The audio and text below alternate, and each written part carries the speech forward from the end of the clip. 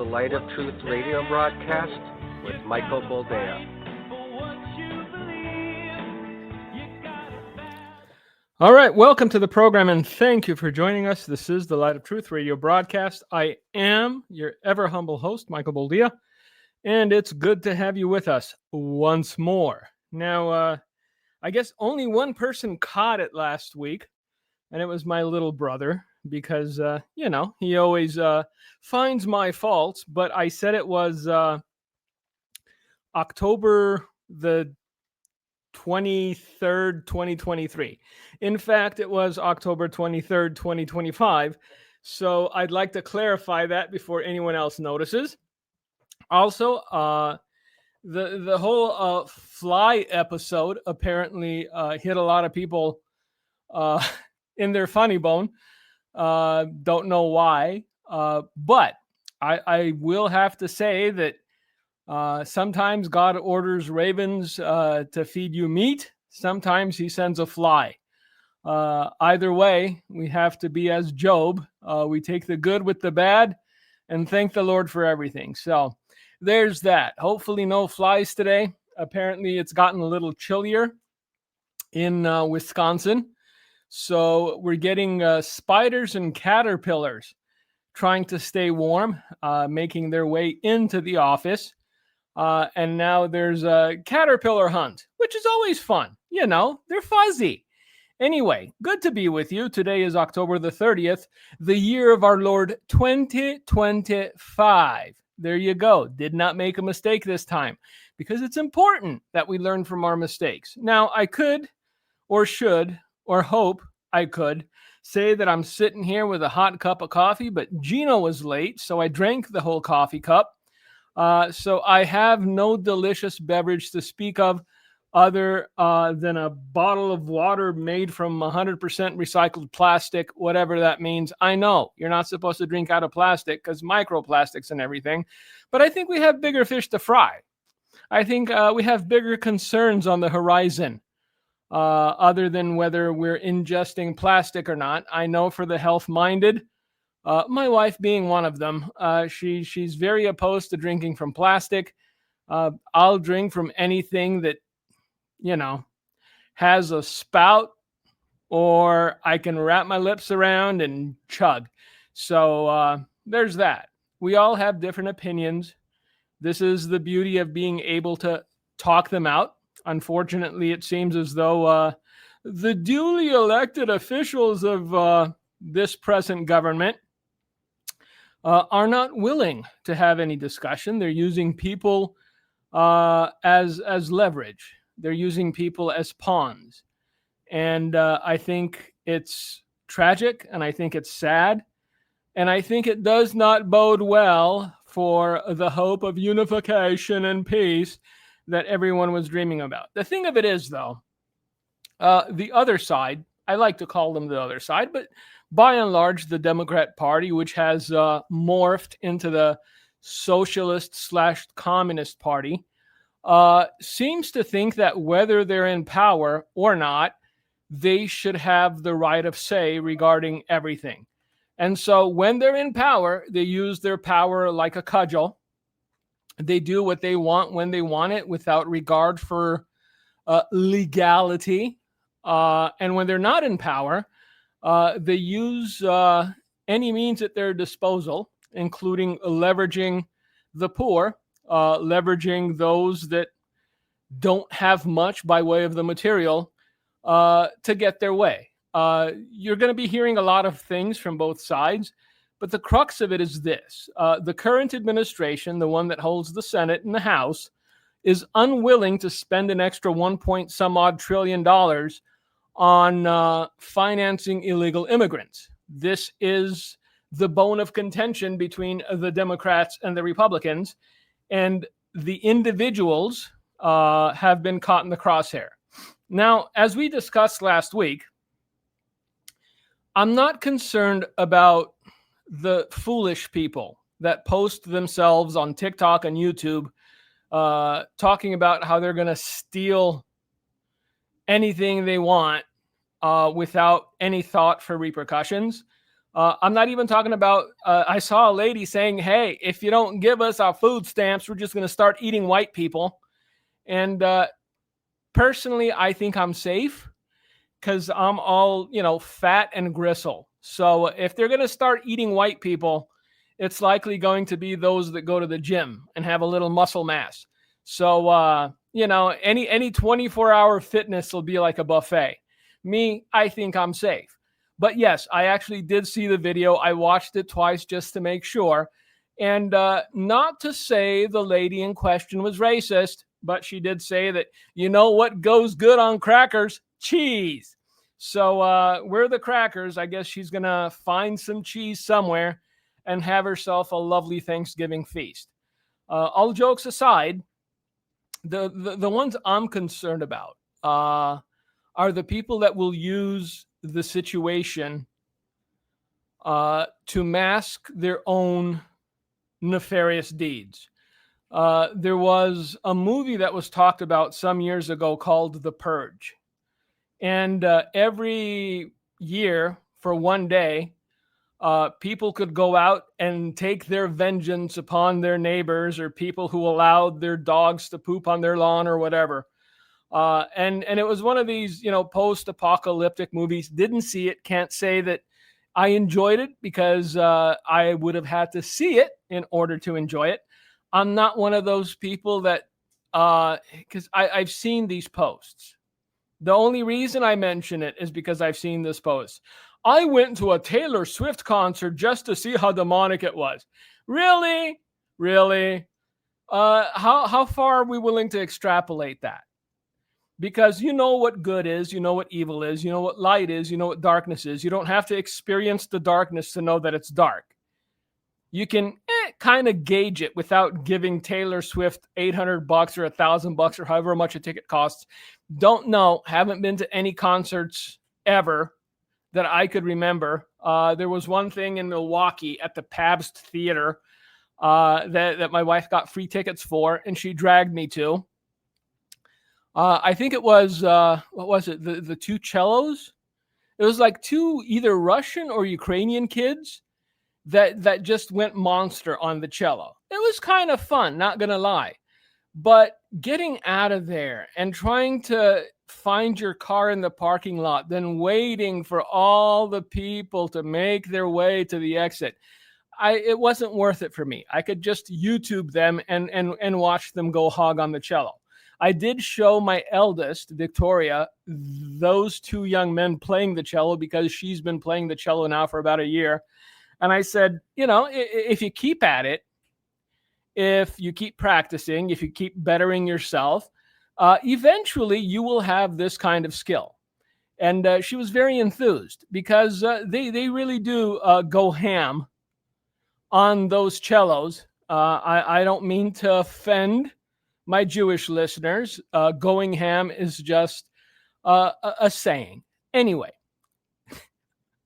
that having been said, I know I may sound a little mucusy. I don't know. It's the weather. It's this weather. It was really foggy this morning. It's humid and it's not quite warm. Winter is a coming, and I don't think a lot of people either acknowledge that anymore because there's so many other pressing issues and pressing things. For a lot of people, I was shocked at the number, to be honest, of individuals that are on either SNAP or EBT in this country. By a last count, it was 42 million people. That's a lot of people. That's like 1 out of 8 individuals in this nation receive some sort of SNAP or EBT benefits. And for the most part, I don't think the majority are going to riot or the majority are going to do nefarious things, but it doesn't take a lot. What I saw, when was it? 2 days ago, is that in North Carolina, they already ransacked a Walmart, and that was even before the benefits ran out. So it's going to be used as an excuse for a lot of people. Those people that truly need it, those that are either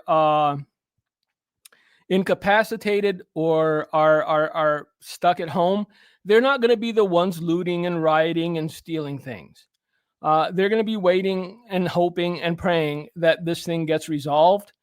And if it doesn't, I think it's a perfect opportunity for the church to step up and find people within their own community, find people within their own congregation that are going to be doing without, and lend a helping hand, as it were. We discussed this, I think it was about a year and a half ago. Somebody sent in a question asking what I think the church should do in order to prepare for coming famine. And I said the best thing they could do at the time was start a benevolence fund. Start a fund and, put as much as they could afford to put in it so that when the time comes that the children of God need to step up and feed the hungry, as is our calling, we have the means to do it. I think that many people forget the early church, the primary church, the Church of Acts. They started out feeding the widows and caring for the orphans. I think we've strayed from that mission statement as far as the Western church is concerned. Some ministries, some organizations, and yes, some of the smaller churches at least, have always kept that at the forefront of their mind. They've always strived to be a help to those in need. But by and large, I don't believe the church is ready or prepared for an ongoing need to feed the hungry and clothe the naked and be the hands and feet of Christ. And I think that that's tragic to a certain extent, because we've gotten so caught up with our own endeavors, we've gotten so caught up with what we would like, that we forgot what the calling of the household of faith is. And we've dismissed the idea that there will come a day, and I think that day is quickly approaching, when there will be more hungry people than we know what to do with. And if they can't find some sort of hope or respite within the household of faith, it will have been the church's failure. Now, one thing that I ran across that I would like to discuss is the big orange man addressing the prospects of a third term. Now, I know there's still some very zealous people on the interwebs that insist this man, once he's in, he's never leaving, although he left once and he came back and he's going to leave again in a couple of years, because he said it himself. It's pretty clear I'm not allowed to run again. So even that is not going to be enough for some people. Oh, he's just saying that to placate and pacify people. No, I think the man is logical and reasonable enough to understand that once this 4-year term is up, he's done. He's not going to continue to be president. And he said as much on Wednesday. He said he's not allowed to run for a third term, nodding towards the limits laid out in the U.S. Constitution, saying it is pretty clear that he is barred from another tilt at the highest office in the land. So with that, some people have moved on and found another carve out for the Antichrist, because they still believe that the Antichrist, the one the Bible warns of and speaks of, is going to be a political figure rather than a religious one. Look, the only way that we can have the myopic view that it's going to be a political figure is to see everything through the prism of American politics. It's not going to be a politician, because any politician will have to come from a nation and he will be beholden to that nation. Now, a religious figure transcends borders, transcends nationality. And if I were a betting man, I would bet dollars to donuts that when the man arises, it's going to be a religious figure. And he's going to have power, and he's going to have authority, and he's going to have some of the major religious figures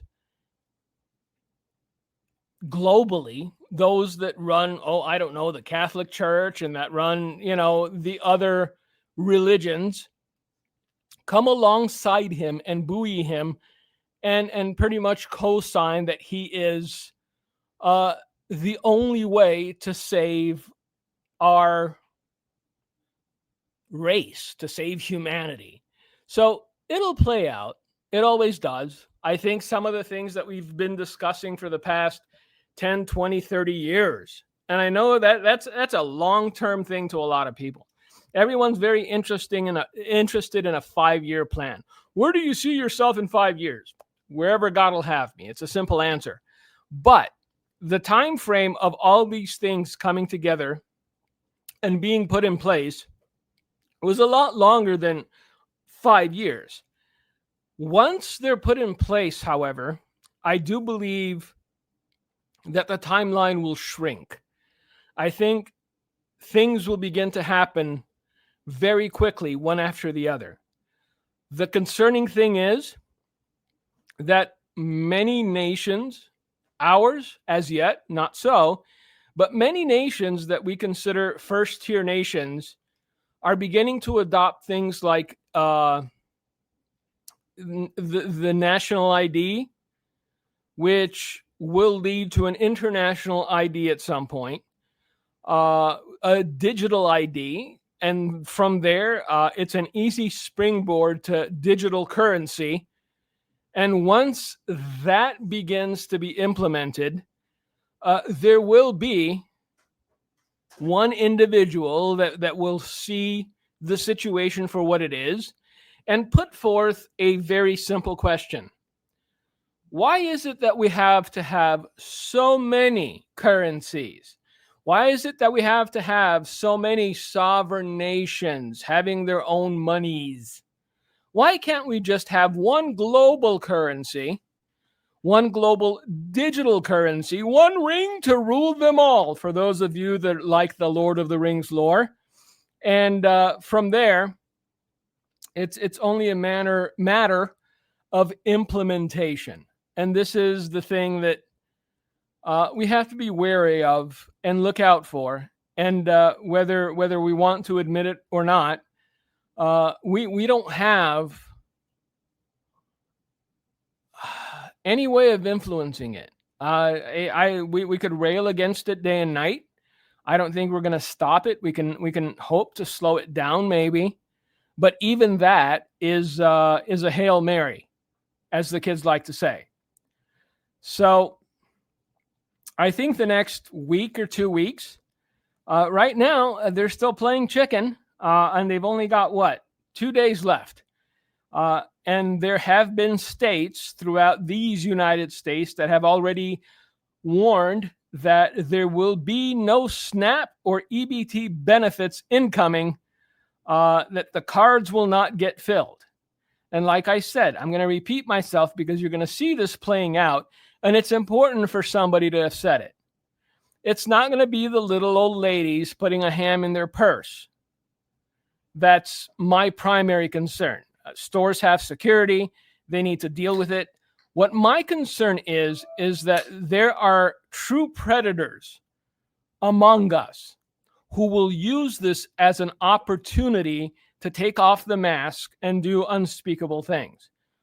If you happen to be of an advanced age, if you happen to be closer to the dusk or the twilight of your life, personally, I'd go shopping with somebody younger and stronger, because you will hear of reports of individuals coming out of the store with their shopping carts, doing their weekly groceries, and somebody blindsiding them. I know it. I woke up at 3:00 in the morning. You got to give me a break.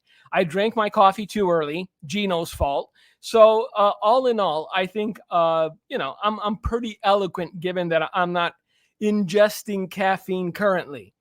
But I promise you, there will be reports of little old ladies and little old men getting blindsided and punched in the ear and getting their entire grocery haul stolen from them. So just be aware is the only advice I have for you. Be aware of your surroundings. Be aware of the kind of city and the kind of neighborhood you live in, because things are about to get interesting. Now, even the individuals that are opposing reopening government are beginning to realize that Mr. Schumer, because right now that's the linchpin. Chuck Schumer is the one that will not pass a clear continuation because he wants what he wants, and poor people, who cares about them? I'm already in power. Let the poor starve. And right now, there seems to be some sort of dissent and division, even among the Democrat Party, who is very well known for circling the wagons and being in lockstep. On Wednesday, which was yesterday, Seth Moulton, who is a representative of the Democrat Party, said that we're in this second shutdown of the year because of how ineffective Schumer was at handling the first shutdown. When all of us stood together in the House to block the Republicans from shoving their bill down our throats, and then the Senate just gave in under Schumer. But also said the blame lies with the Republicans. Of course, because you have to blame the other side. You can't take accountability. You can't take responsibility for your own actions or your party's actions, because that's anathema. Moulton stated that we're in the second shutdown of the year because of how ineffective Schumer was at handling the first shutdown. What are your options, sir? You can keep the government shut down for as long as you need, or as long as you want, or as long as you desire. For myself personally, it does not affect me. I know there are people going without pay. I know that airports are beginning to stop flights because air traffic controllers aren't getting the dinero and not showing up for work. So if your purpose and desire are to cause chaos, be prepared, chaos incoming. If there is any sort of empathy for those that aren't getting paid, for those that aren't getting helped, then maybe just give up on the idea of spending an extra 1.5 trillion taxpayer dollars on individuals that technically ought not to be present in the nation anyway. Just an idea. Will anyone take my counsel? Of course not. Because these are people whose only desire is power. It doesn't matter how many hurt. It doesn't matter how many starve. It doesn't matter what the secondary effects of their choices are. As long as they get their way, they're happy as clams in shells. I don't think they understand quite what they might unleash if they continue down this road. I don't think they understand that if pushed to it, even though a lot of people are going to always see the big orange man may call on the Insurrection Act, because otherwise you will have full-blown chaos. And it's not going to be just limited to a place like Minneapolis, like it was back in 2020, 22, when the whole unpleasantness happened. It's going to be a nationwide thing because there's not one state in the union where people aren't on some sort of benefits. Will it be worse in some states than the others? Most assuredly. And I think we're going to see that play out if this thing continues unabated and if they don't find some sort of resolution. Now, Romania, my home country, has been in the news of late. And there were two pieces that I ran across that I'm like, hey, might as well mention it because nobody represents Romania anymore. Nadia Comaneci hasn't been heard from in years. Vlad the Impaler is long dead. So somebody's got to represent, as the kids like to say. Apparently, the U.S. is planning on reducing its number of troops in Romania, among other nations in Europe. And the Europeans are all aflutter because America will no longer be protecting Europe's eastern flank against Vladimir Putin. So I think Mihail Kogalnicianu is an air base in Romania, which I think the forces of the U.S. armed forces will be removed. And I think that the narrative of the article that I read is very biased against Russia, obviously so, because everybody is. And they're using the fear of what the Russians might do as far as try to take over Europe to insist that the U.S. should not pull its troops. For me, as a Romanian, the idea that my country or my home country or the country I was born in is seen only as a buffer zone against Russian aggression is a little insulting. It's a little off-putting because what a buffer zone means is that if there is conflict, guess where it's going to happen? In the buffer zone. So it's not as though those individuals writing the article care a whit about the Romanian plight or about Romanian people or about Romanian citizens.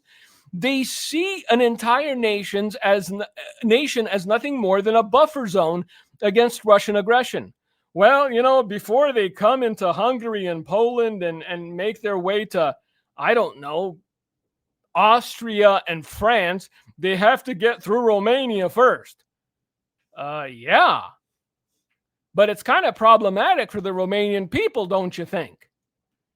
So, again, a little insulting that an entire nation is seen only as a buffer zone. And the European politicians are very upset at the idea that American soldiers would be removed and I guess reassigned or maybe brought home. Another story I saw, and this is just, it's the mindset. It's not just a Western mindset. I think it's the mindset of pretty much every big denomination that if we have any extra coin in our coffers, the first thing we should think about is building bigger and better rather than helping the poor. The People's Salvation Cathedral in Bucharest is now the largest Orthodox church in the world. And it's been open to the public, 4 days ago, after more than 15 years of construction. Also known as the National Cathedral, the church is more than 410 feet tall and cost more than $300 million to build. It has a capacity of 5,000 people and is adorned with hundreds of saints and icons, not including more than 100 stained glass windows. It has the world's largest Orthodox iconostasis, measuring 75 feet high.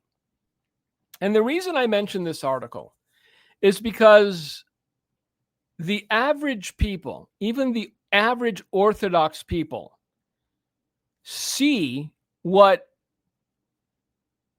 the heads of their denomination or the heads of their religion are doing with the donated monies, and it doesn't sit well with them, even though they're not willing to verbalize that. I remember back, it must have been 93 or 94. We were going back and forth to Romania a lot. We were asking for permission from the local government to build the orphanage. And the one individual that staunchly opposed the expansion of our ministry was none other than the Orthodox priest, the local Orthodox priest.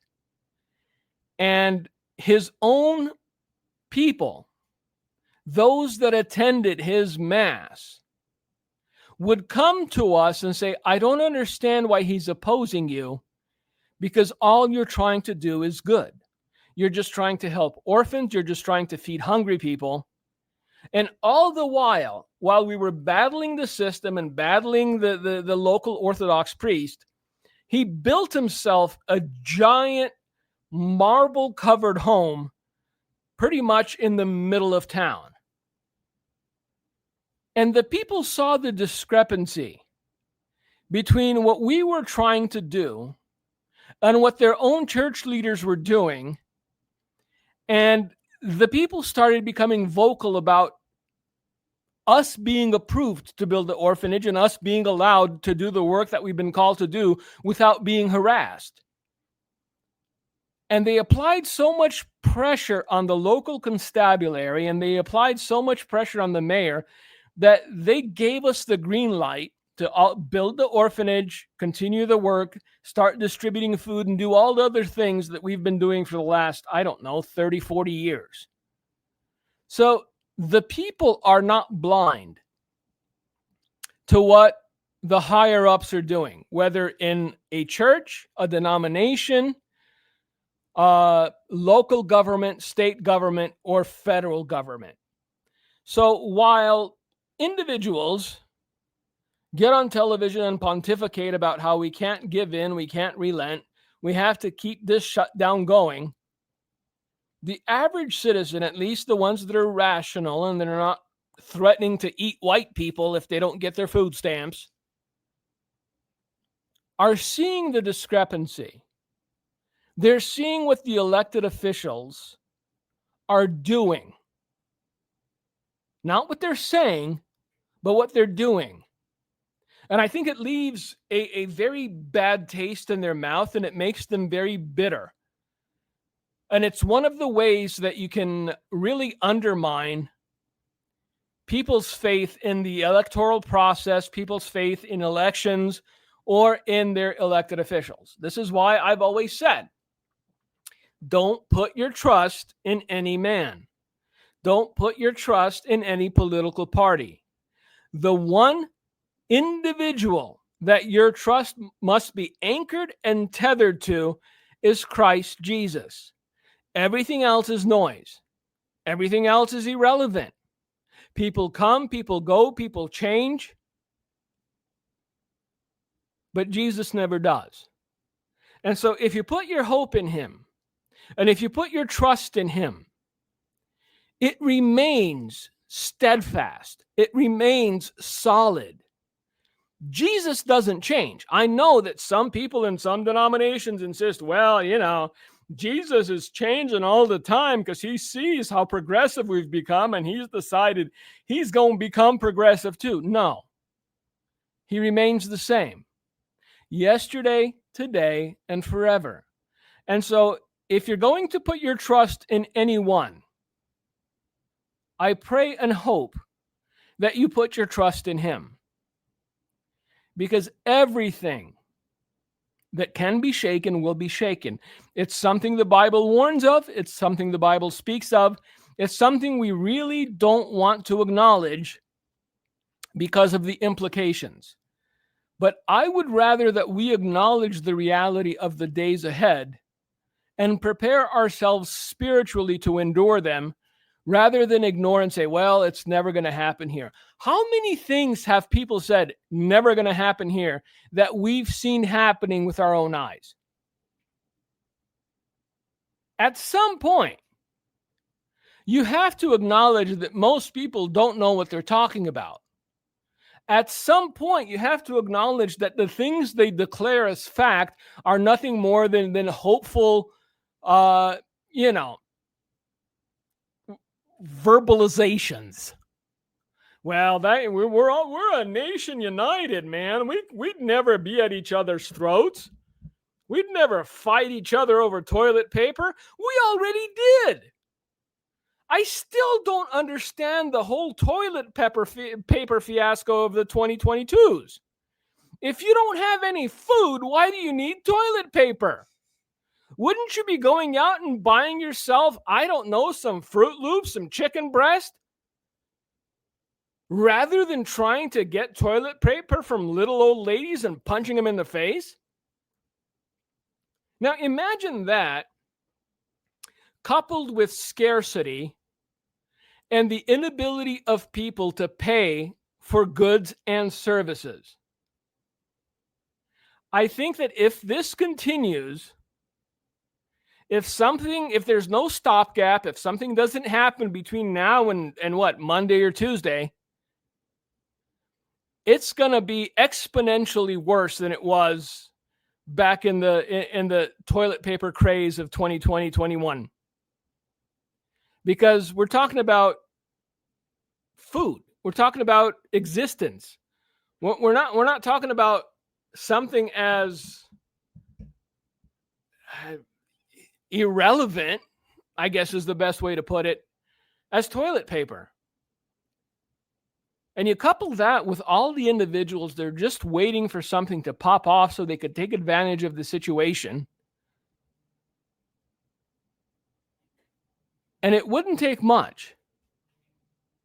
It wouldn't take much at all to have utter chaos throughout the land. Now, we've been talking about the national issues. I think it's worth mentioning that for those of you who don't know, there was a pretty substantial hurricane that hit Jamaica, and we would do well to keep the people of Jamaica in our prayers, because we've seen it over and over again. The rebuilding process is not easy, and it's not sudden. It doesn't happen overnight. I guess the hurricane has moved on, and there have been 25 dead in Haiti. And from there, it decided to visit Cuba and the Bahamas, and it has not hit yet. But in Jamaica, over 25,000 people were packed into shelters, and 77% of the island is without power. And Cuba, which that's where it's headed. It's expected to hit Cuba. There are 735,000 people in shelters already. So when we discussed the things Jesus said about the last days, about natural disasters and about earthquakes in various places, we're beginning to see that the intensity of these storms continues to grow and escalate. As the kids like to say, this ain't your mama's hurricane. This thing became a Category 5 almost instantly. And the people of Jamaica were simply not prepared for it. So keep the people of Jamaica, the people of Haiti, the people of Cuba, and those of the Bahamas in your prayers. Keep your neighbors in your prayers. Those that you know are doing without. Show kindness. Invite them over for dinner. Ask them if they need anything. Because I've noticed something about people that are truly in need. Those that are truly in need will never come to ask. They're not going to be standing there with a hand out. It's those people that like to exploit the system, take advantage of the system, that are the first ones in line to take. But those that are truly in need don't come out of the woodwork to ask. They pray. And I've noticed this as we were doing ministry in Romania for 40 years now. When you go and find someone that is truly in need, they weren't standing on the street corner with a sign asking for money. We had to go out of our way to find these people. And in Romania, like in many other nations, yes, there are those that would take advantage, those that are standing out on the corner with signs, those that are sitting there with beggars' cups. But the ones that are truly needy aren't going to be the ones standing on the street corner and asking. Now, for those of you who believe that there is an end in sight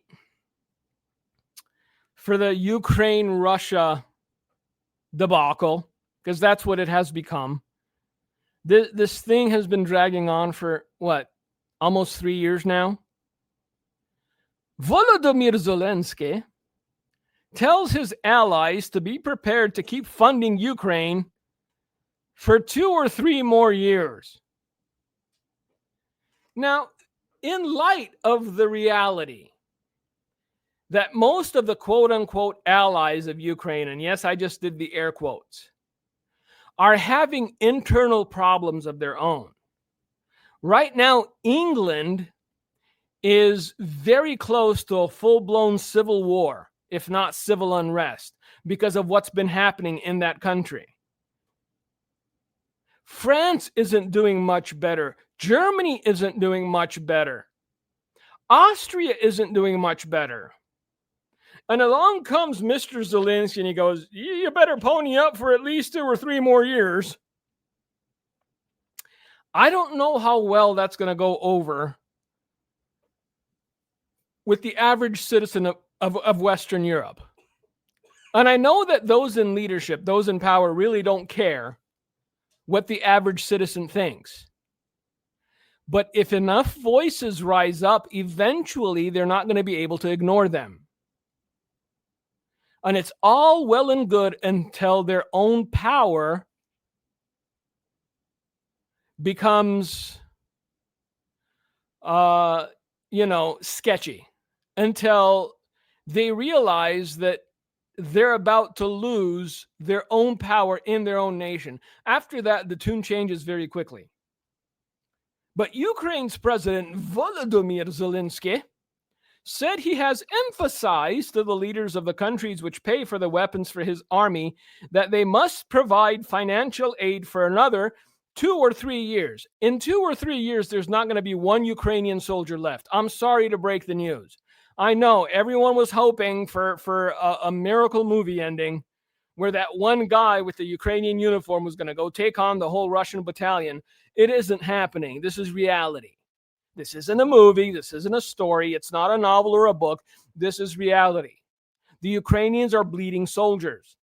For every one Russian that dies, 3, 4, 5, 6 Ukrainians perish. The numbers just aren't there.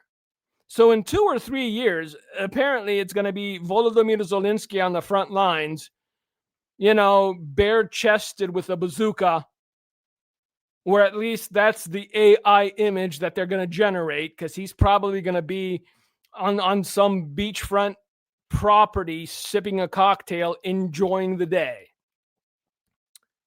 In remarks that come as the European Union works on using frozen Russian assets as a source of funding for the donations of weapon systems to the armed forces of Ukraine, President Volodymyr Zelensky said his country would need money for years to come. Even if the war ended early. What do you mean by early? Is there a plan to drag this on for a certain amount of time, sir? Huh? Were you told by people that pull strings in the shadows that this thing needs to continue for at least this amount of time? It's an interesting word he used there. Even if the war ended early, Zelensky said, Ukraine would still take the cash for rebuilding. One way or another, you're gonna pay me. You're gonna pay me, pay me, pay me. I know. See, I thought what Gino did was hard with the lyric writing. Apparently, it's as easy as that. So, anyway. Otherwise, he said, then we will spend it on weapons. We simply have no other choice. Well, you do have a choice. You're not willing to stomach the choice that you have, and it's only one choice. It is stated, Zelensky said of the conversations he'd had, I emphasized this again to all European leaders. I told them that we're not going to fight for decades. Are you sure about that? Well, yeah, probably not, because there won't, within 2 years, there won't be any Ukrainians of fighting age left. So unless Europe gets dragged into this, yeah, no. But he said, I told them we are not going to fight for decades, but you must show that for some time you will be able to provide stable financial support to Ukraine for 2 or 3 years. See, it's funny how nobody mentions how much money has already been sent to Ukraine. Just tens upon tens upon tens of billions of dollars. And there's very little, if anything, to show for it. That money somehow magically disappeared.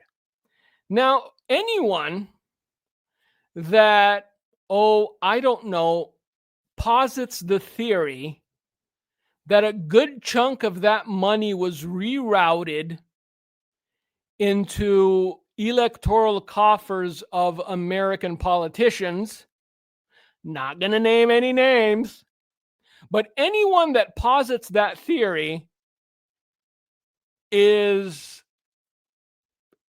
violently shunned, even though there seems to be a decent amount of evidence that this is exactly what has happened. So never mind the tens and tens of billions of dollars that were already sent. We need more money, at least for 2 or 3 years. In separate remarks, the Ukrainian president said this was part of sending a message to Russia that it can't hope to win by bankrupting Ukraine. Really? Look, if any European politicians fall for this, they deserve to be voted out of office with prejudice. Look, they can't hope to win by bankrupting Ukraine, but they're probably going to bankrupt Europe by the end of this. And how are all the citizens of Europe going to react when they discover that their own politicians prioritize the Ukrainian army over their welfare, well-being, and national interests? But this is, look, if you've been around, quote unquote, and no, I didn't do the air quotes this time, if you've been around politics long enough, or at least studied it, you realize just how boilerplate this statement is, just how expected, because it leans into the narrative, doesn't it?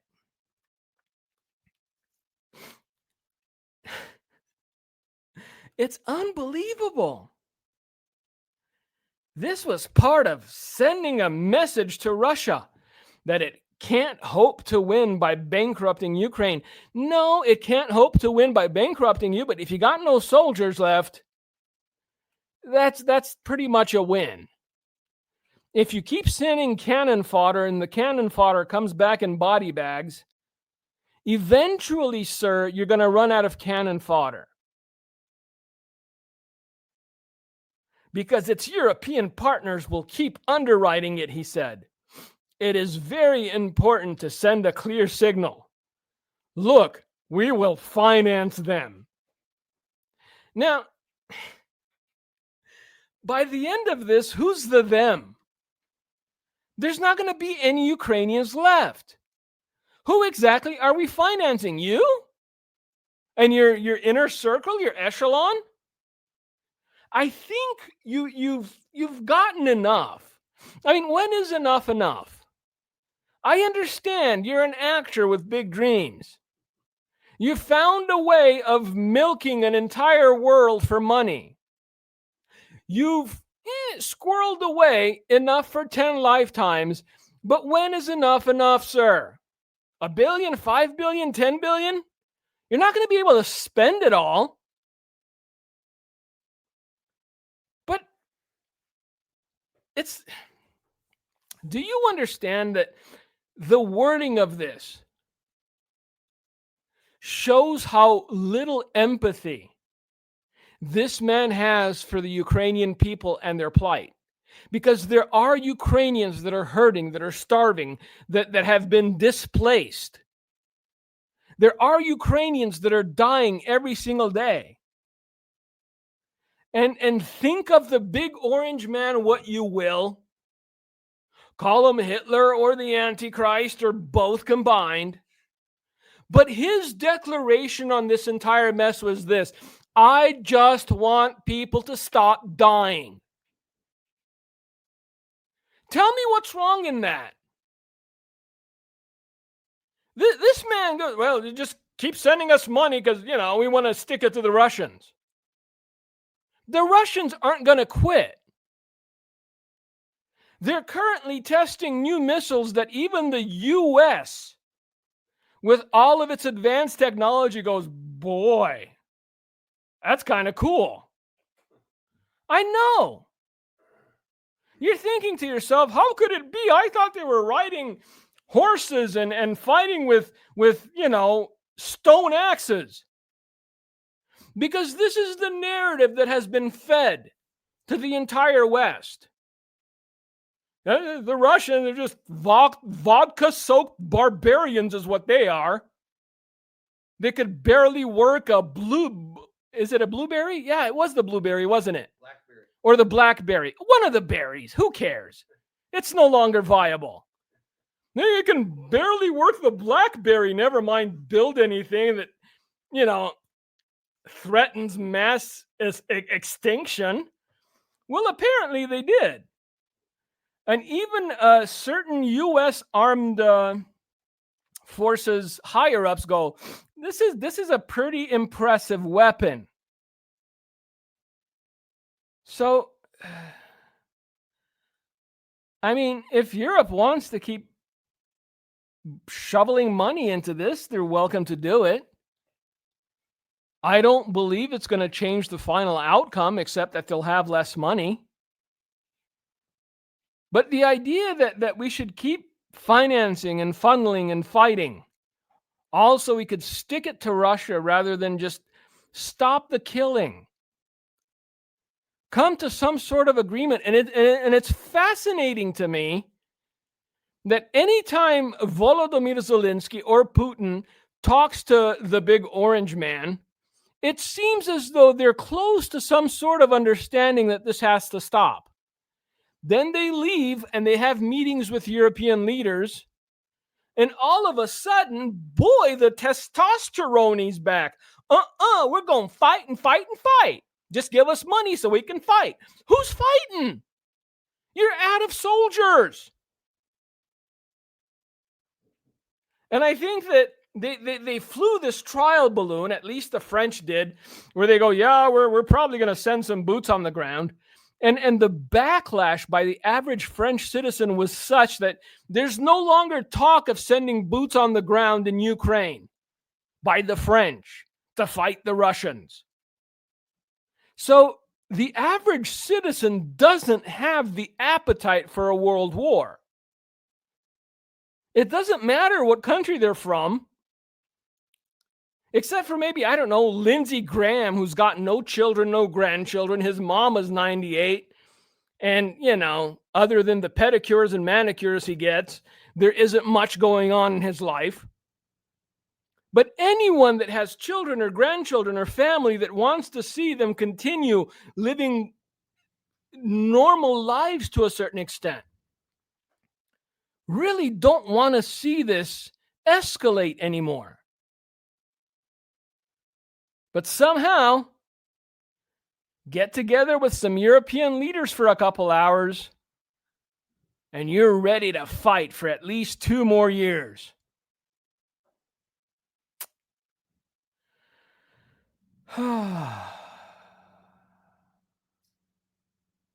This is where we are. I keep saying this. I keep repeating myself. But it's worth repeating. This is where we are.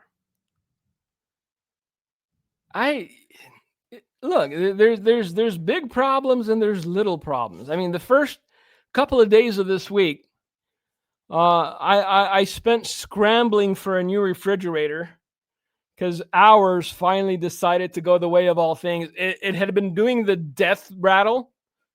I don't know if you've ever had a refrigerator that was on its way out, but it starts with this death rattle once in a while. And finally, come Saturday morning, it said, nope, no moss for me. And so having had to do that, go buy ice, go buy a couple of the, insulated boxes and all that, made me not think of anything else that's going on in the world, because this was the primary problem that we had. We didn't want the food to spoil. So the point is, I guess it's all about perspective, isn't it? If we have time, we tend to let our minds wander and think about things that we can't control and think about situations that we can't control. But if there's a pressing issue, those things fall by the wayside because the pressing issue is something that we can actually control. I could control going and buying ice and buying ice boxes and doing these things to preserve the food. I can't control the hearts of men. I can't control the minds of power brokers and individuals who want to see World War III by any means necessary. And so I guess the point of today is this. Know what is within your ability to control and focus on that rather than obsess about things you can't. So whether you spend time in God's presence is something you can control. Whether you read your Bible every morning is something you can control. Whether you pray every day is something you can control. Focus on those things and understand that if your hope is tethered in Christ, no matter what will come, he will be faithful. And with that, thank you all for listening. God bless you. God keep you. Gino, I know that you were tardy. I forgive you and give you your time to say what you will. All righty. Well, in my defense, I picked up $3,000 of venison today. And we have a food pantry in town. We help the poor.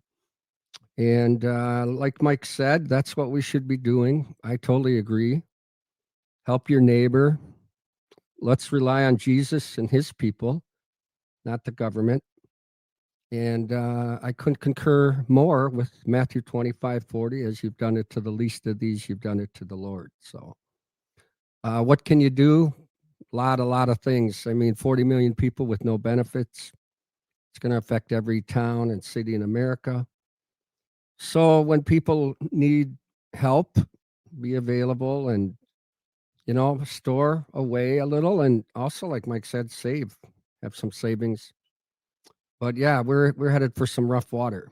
So we see it in Watertown, where Hand to Help is. We see it across the U.S. and it's probably more problematic in the cities, bigger cities. But do what the Lord says, show Jesus through action, not just word, but deed and action. And faith without works is dead. So we show we have faith in God by helping people.